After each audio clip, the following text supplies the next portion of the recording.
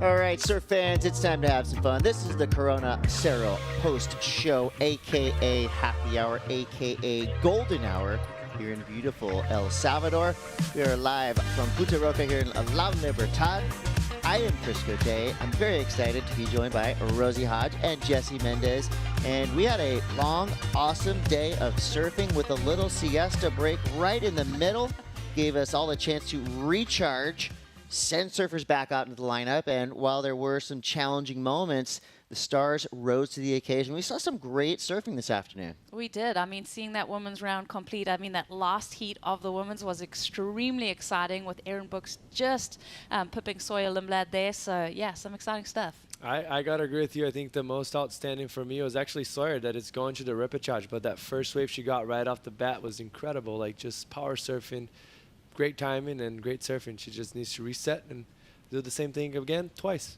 Yeah, I think, you know, for how predictable this wave is, it's actually very unpredictable, because even on an afternoon like today, around about midday, 1 o'clock, it was pretty much unsurfable. Tide started coming in, waves started coming up a little bit, and we saw some big scores. You mentioned Sawyer 7.17. That was the highest single wave score of the afternoon. And it looked like she had everything going for her, but of course, this is professional surfing, so anything can happen. But looking back on the day, a lot happened. We got down here bright and early, and then in the afternoon, when things fired back up, we started off with a really cool heat. Lakey Peterson, Caroline Marks, Alyssa Spencer. And here's how it fired up. This was a great start for Lakey Peterson. Yeah, so great to see Lakey just finding that form, finding that rhythm earlier on, starting this heat off with a bang, and really led from that moment on.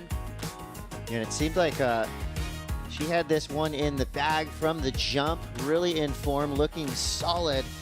But then we started getting a little bit worried for former world champion and most likely future world champion at some point, Caroline Marks. You know, she had a couple decent scores, but Alyssa Spencer made her earn it. As you see, Lakey Peterson still feeling like she's right at home at Rincon, but this is where we started to kind of worry a little bit for Caroline Marks, but Solid Surfing got her through. I think she's a genius because she makes sure she just does enough to make every heat. If it's 18 points or if it's a 6-point total, she does that all the time. She slow cooks every surfer on tour, and I think that's what it kind of makes her a world champion, that special surfer that she is. Crockpot. Yeah, she really does that. I tell a lot of people about her because she does that a lot of times. The scores were close, though. Alyssa Spencer had a 4.43 and a 4.10, so she definitely made Caroline Marks earn it. So as it stands there, Lakey Peterson gets the win. Caroline Marks squeaks through in second place. Alyssa Spencer in the third place finish. That will send one of the best surfers out of Encinitas into the elimination round, which is stacked with talent on both the men's and women's side of the draw. Not where you want to be, because as we've mentioned at the top of the show, this place is unpredictable. We don't know what's going to happen. You don't know when exactly you're going to surf in the ER round. You know, it could be another vexing heat for this elimination round. I think the elimination round, it adds a certain element of extra stress, but at the same time, we have seen surfers go from the elimination round, start their campaign, and go on to win. So, you know, I think if you kind of reframe it as something positive, an extra opportunity to surf out here, get more reps, and find your feet. Well, finding your feet is right, and one surfer that really put up some big numbers with a massive performance, absolutely ripping. We're talking power, we're talking precision, did it all in the right time at the right place. This was the heat that had us excited to see what was going to happen. Gabriella Bryan started strong, finished strong. She did everything right, straight from the dog pound. She is thriving out here at Punta Roca. Yes, just incredible power, and just hearing from her in her post-heat interview that she actually wasn't feeling well last night.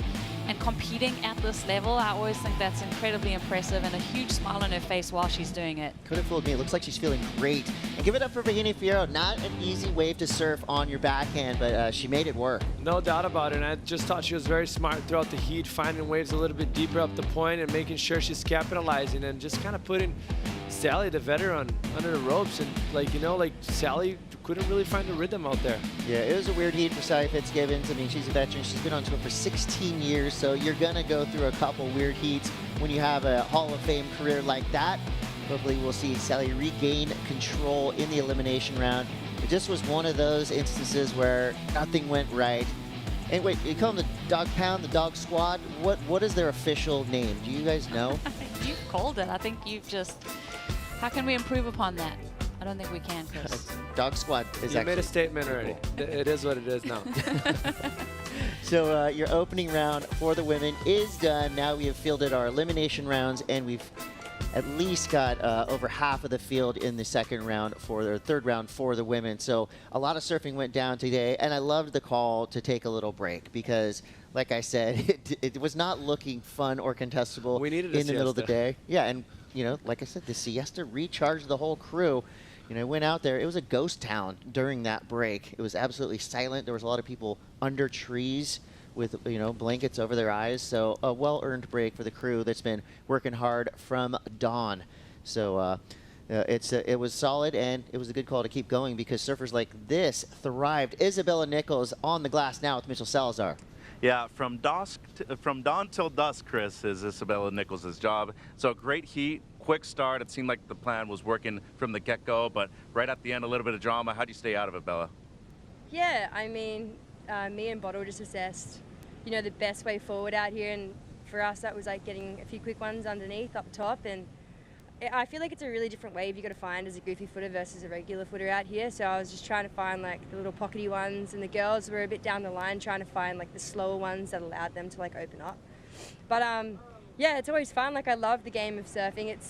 That's the stuff that like you live for, and especially when you're not the one involved in that situation. It's fun to see it play out. I felt like the vet against two young guns out there, but I had a lot of fun, and just watching the way it all unfolded and being out there in a heat with Ez is pretty cool, and for her to advance too. Like Sawyer was ripping, that 7 was great, but yeah, I mean, just stoked to make it through the heat. It's been a long day.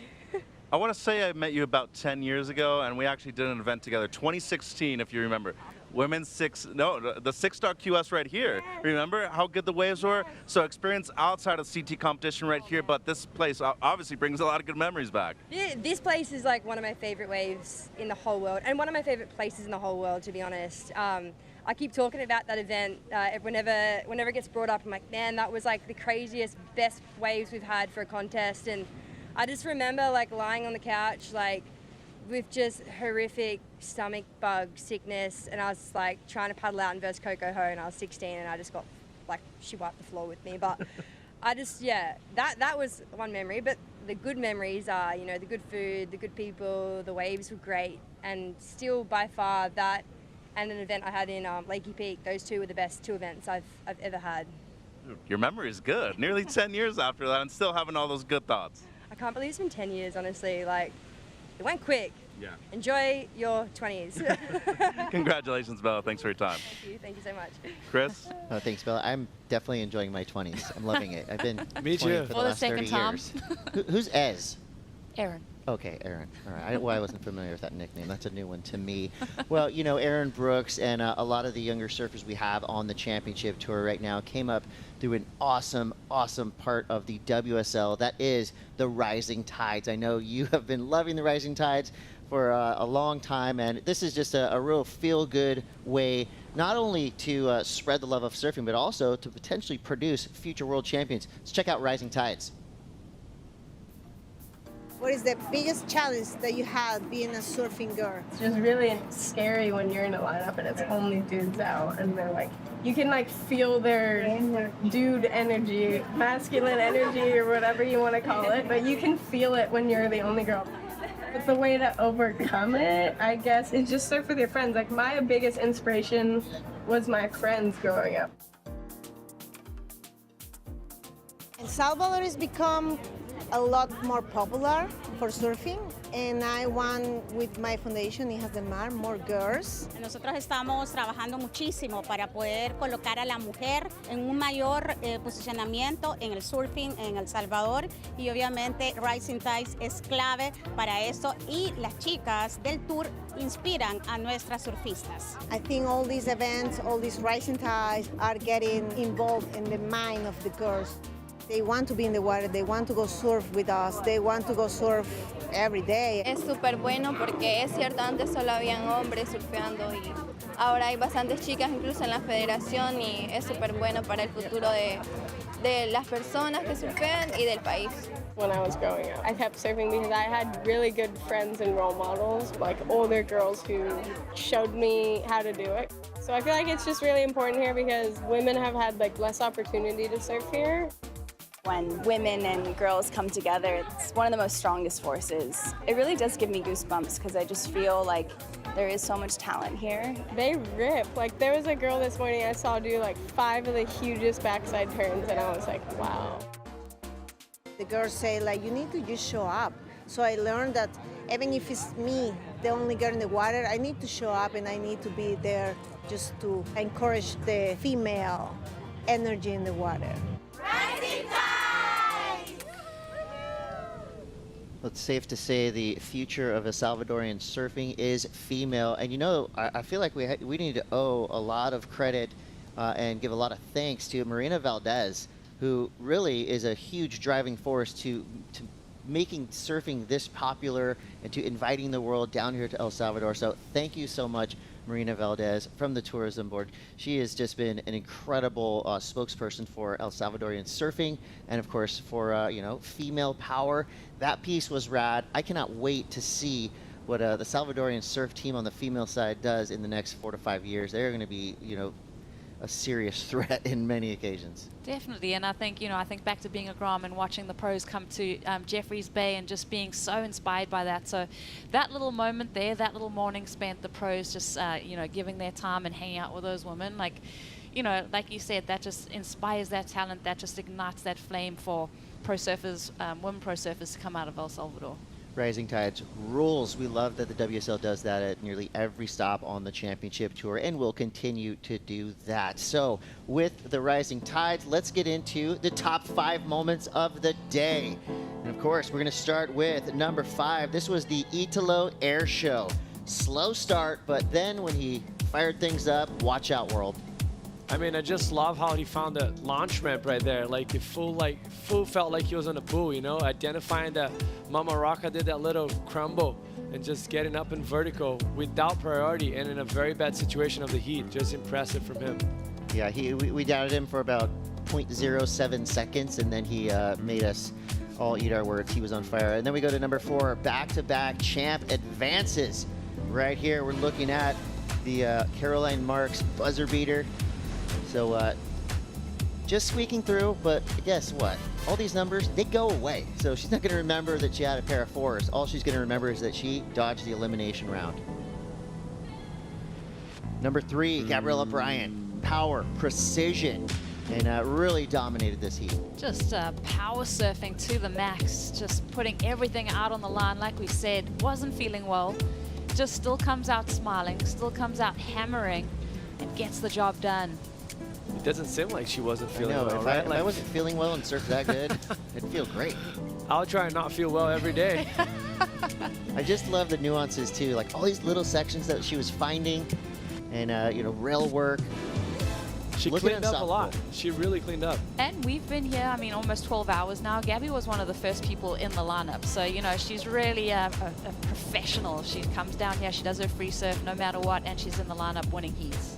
Then we go back to the morning time where Griffin Colapinto gets in his groove. So Griff, with an admittedly slow start, loves coming down here to El Salvador, loves this wave, loves doing airs, loves to put on a show, and it looks like Griffin is back on track. And it took him a while to click in on this heat, and he just said in his post-heat interview, he almost liked that challenge, that he had to, you know, come back with the pressure on. 14.87, his highest heat total of the season so far. With the grenade claim, and then we go to our number 1 spot. Filipe Toledo. The man is back. Another surfer with a relatively slow start for what he's normally capable of. Filipe went out there and went off. We're talking video game surfing, throwing some of the biggest airs, definitely going the fastest of the day. Put together a huge heat. Filipe was ripping today. And in my personal opinion, I think he was the most engaged on the rail today on the men's side. Like the amount of rail work he's done on those waves were very impressive, and just the variety, flare, wave amplitude, everything. He was amazing. Posty Dairy gave the internet something to talk about as well. Yeah, so we why got a not? lot out of Filipe today. So that was your top 5 moments of a radical day of surfing. And I got an announcement to make. You guys are going to want to make note of this. 5:50 a.m. call for a potential 6 a.m. start. That means we're going Cero's tonight, all right? Yeah, we gotta Did wake you up bring a early. Clean and go to sleeping bed bag? early. It's going to be a Cheers. dawn patrol for the ages. All right, we'll see you guys bright and early tomorrow, live from Punta Roca, the Surf City El Salvador Pro.